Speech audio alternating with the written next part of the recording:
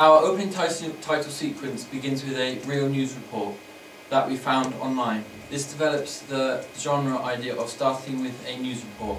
28 days later, also a zombie movie, starts with a fake report and gave us the idea, but starting with a real news report gave us our real inspiration. We first heard about the story from Molly's mum.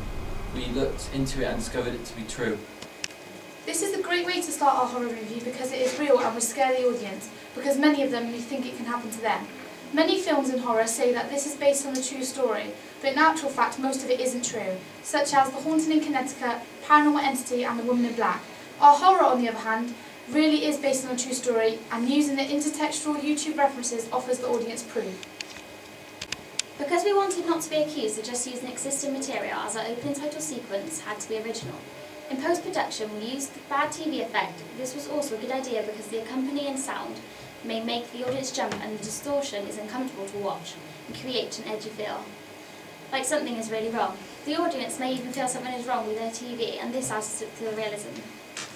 Our first shot of a foot crushing a leaf we are particularly proud of because it's a shot at an unusual angle which makes the audience feel uncomfortable, and the crushing of a leaf could represent bones cracking or a gruesome way of dying, which is of course about to happen to the victim. We were inspired by the opening title sequence of Dexter. This also used close-up shots of everyday objects to represent gruesome ways of dying or victims.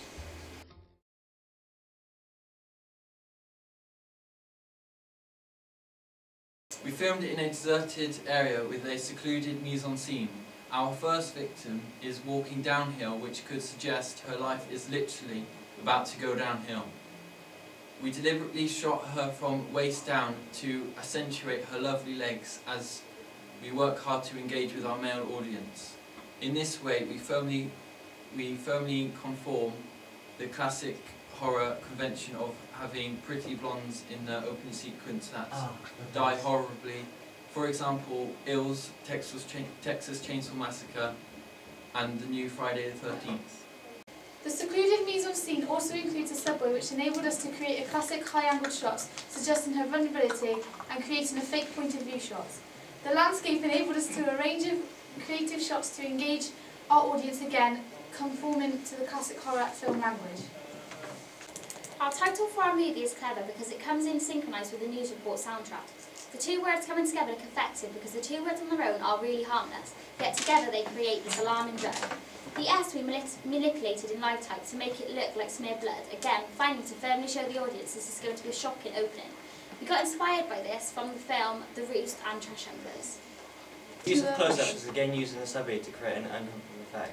Molly is in an enclosed space and we expect something to appear in the right-hand side of the frame. Again, we cast a pretty female to attract the male audience.